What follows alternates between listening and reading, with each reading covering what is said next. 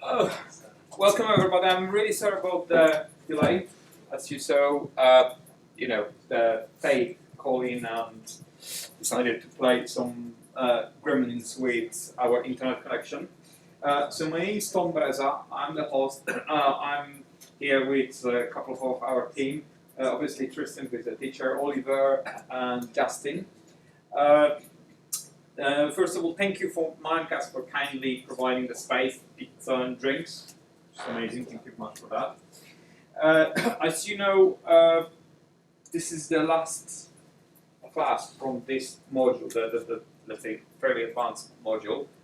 From next week, we will restart our course and we'll be going from module 1. So if you want to join us, or if you know people who would like to join, ask them to RSVP. The class will be happening here as well, because Skills Matters, which is usually our host, they don't have space, so we will be here. We like to be at Skills Matters because they're dedicated time for that kind of things, but luckily we have a friend here and they help us to get here. So thank you very much for you for coming as well and learning with us.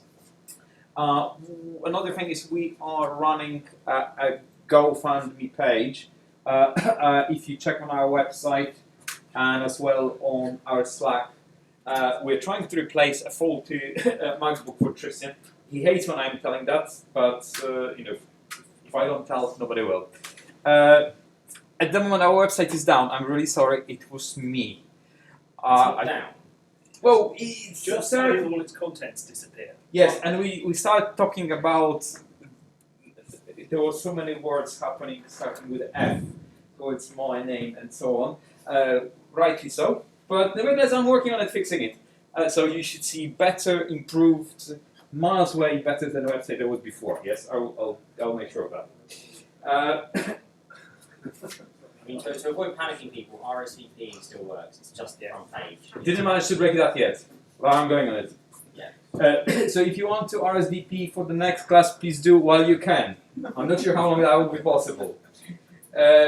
So a reminder, our classes are weekly. Actually, from next week, it will be most likely twice a week. What does it mean? Tuesday is the lecture.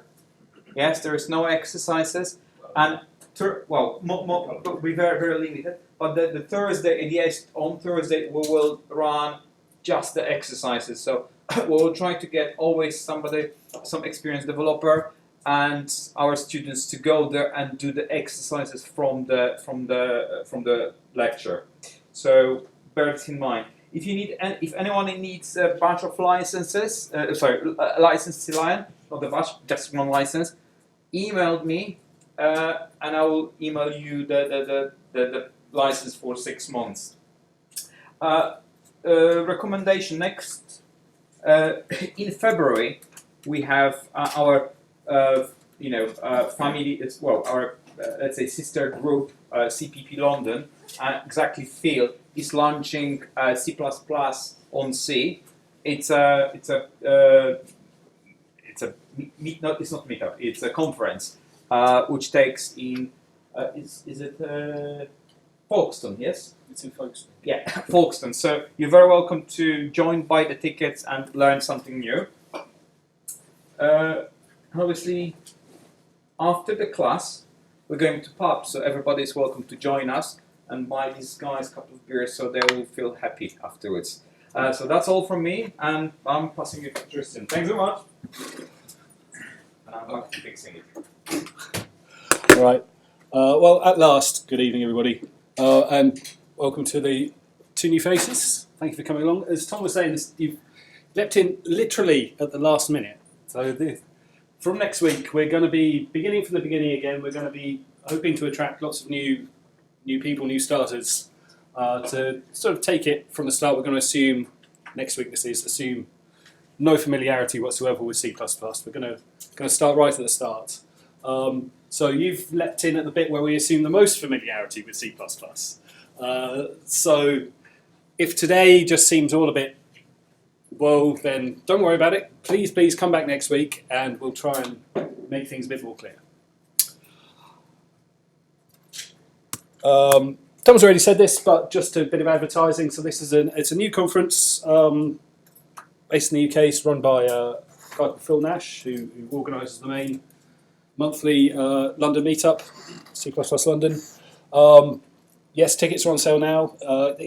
Phil's aiming to try and make it a bit more beginner-friendly than most conferences. So have a mix of talks. Most conferences, they focus on the really advanced stuff, whereas from what I understand, he's aiming for more of a mixture of levels, from sort of beginner level to really advanced. So if you're interested, that's the website.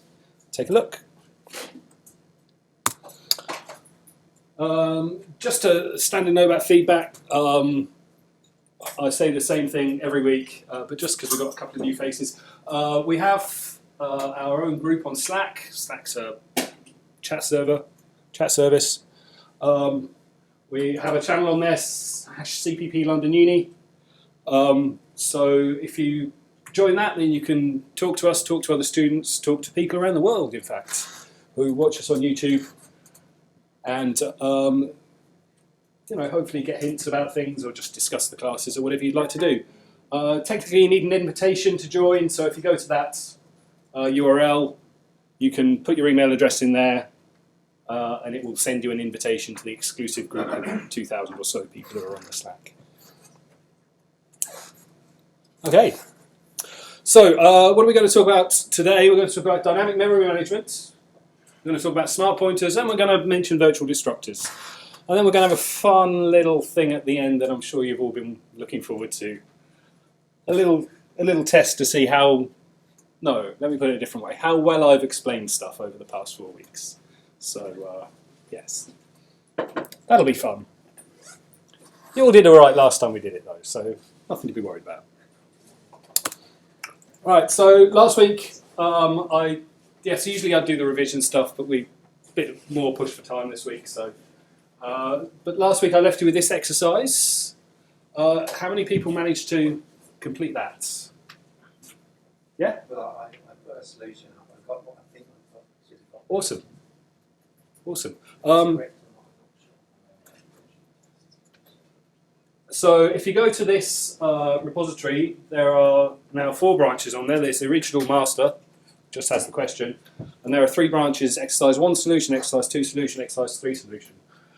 So I can go through those if you want, or you can just go to that website. You can have a look on GitHub. It's up to you. What would you prefer? Do you want me to have a look at it now or not? We finished it. You finished it. Wouldn't you?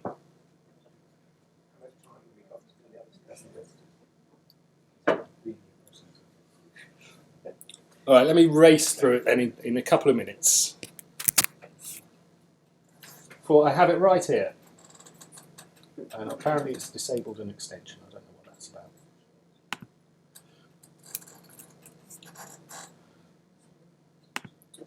Okay, so exercise 1 we did in the class.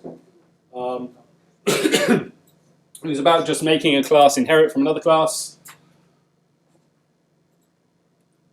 And add a new implementation of this logger interface called file logger. Just overriding a virtual function just to get the inheritance syntax and the override syntax. So if we come on.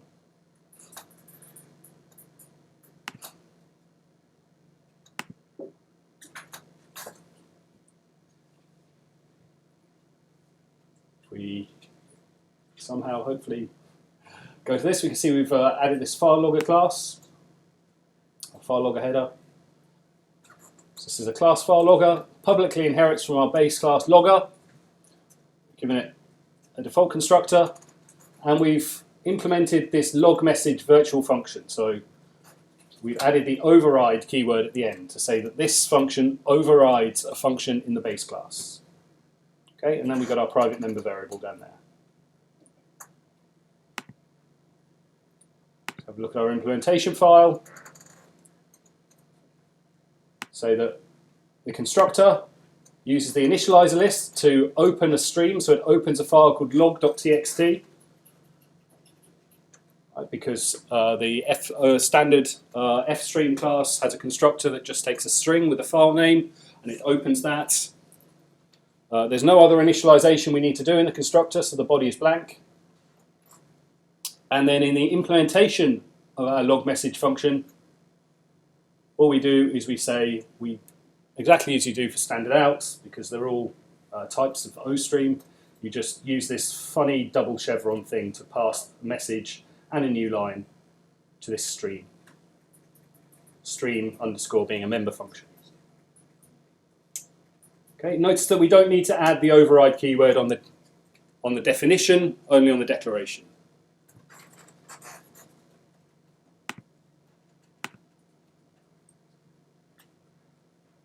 That was exercise 1. Well, there was a bit more fancy stuff for people who got through that really quickly about using file system, but I didn't do that in the solution, I'm afraid. So exercise 2 was to make this a little more realistic. So instead of having one concrete base class and inheriting from that and changing the behavior, instead what I wanted to do was to have an interface and then to have 2 different implementations.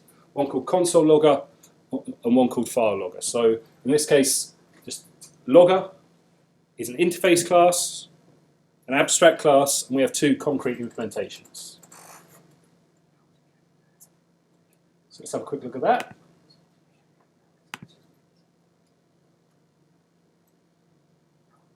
So you notice the file logger.cpp has disappeared because logger is now an abstract class. It has no implementations. We don't need an implementation file. But we just look at the header.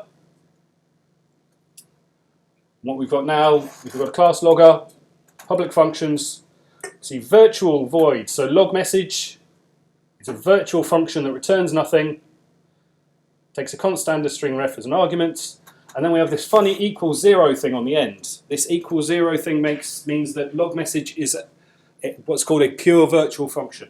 So other languages call these abstract methods, abstract functions. C++, for whatever reason, we call them pure virtual functions. And then I've got this virtual destructor. Don't worry too much about that now. We'll be covering that today, but that's just sort of for correctness. We'll be covering the reason for that today. I have a quick look at console logger. You can see it's pretty much exactly the same as we had before.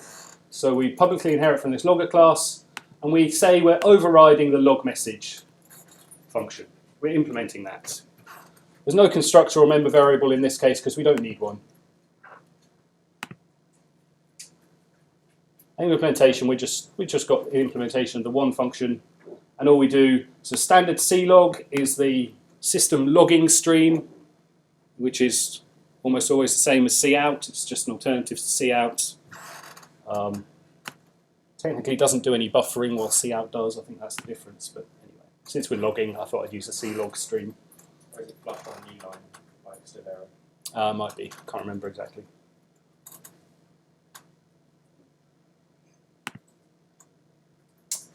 So that was exercise 2. So the other question is, what changes did you need to make to the file logger class to make things compile? And the answer is nothing. You didn't have to change file logger at all. You can see file logger is exactly the same as it looked before. So that was rather nice.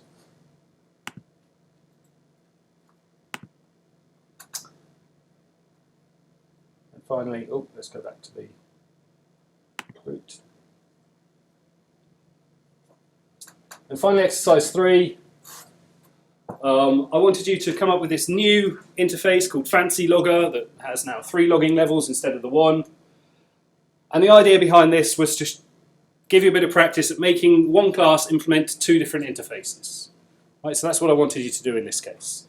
So now I want console logger and file logger to both implement both the logger interface and this new fancy logger interface. But first of all, let's have a look at the fancy logger interface. I told you the functions I wanted to implement, or the functions that I wanted the interface to have.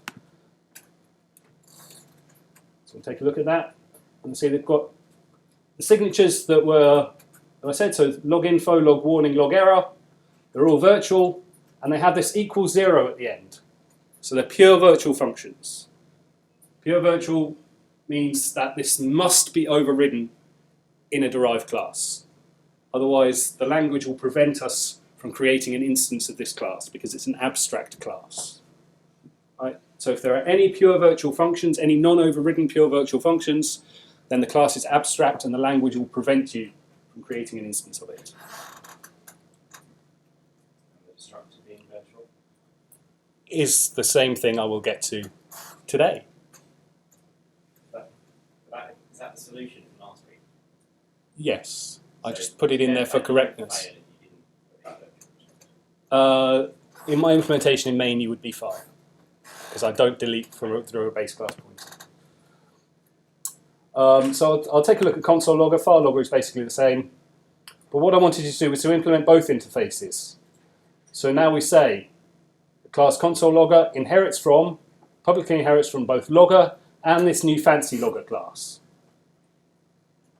And now you can see we're overriding the log message function from this class and these 3 functions from this other class. So this is an example of multiple inheritance, but if you recall the advice from last week, multiply inheriting from pure interface classes is okay. Multiple inheritance from lots of concrete base classes can be a bit problematic sometimes. It's one of the things C++ often gets criticized for. But what we're doing here, we're multiply inheriting, it's really difficult to say, from pure interface classes. So it's a bit like Java, if you're familiar with that. Java lets you have one base class and you can implement as many interfaces as you want. So that's pretty much what we're doing here. Well, it's exactly what we're doing here. We're just implementing these 2 interfaces. And the implementation file for console logger is not very interesting. See, that's what we had before, and now I've just implemented these functions by printing out info, warning, or error before the message. You could have done that any way you liked, but got really fancy and put color control codes for the terminals if you wanted to. But yes. So that was last week's exercise, last week's homework that I left you with. As I say, all the solutions are here. If you've got any questions about it, then let me know. But hopefully, the people who completed it got something fairly similar to that.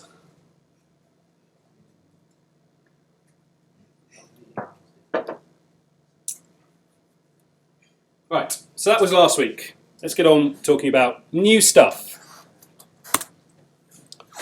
Let's talk about interface versus implementation. So I talked about this a bit last week. The major goal of inheritance, the major goal of these interface classes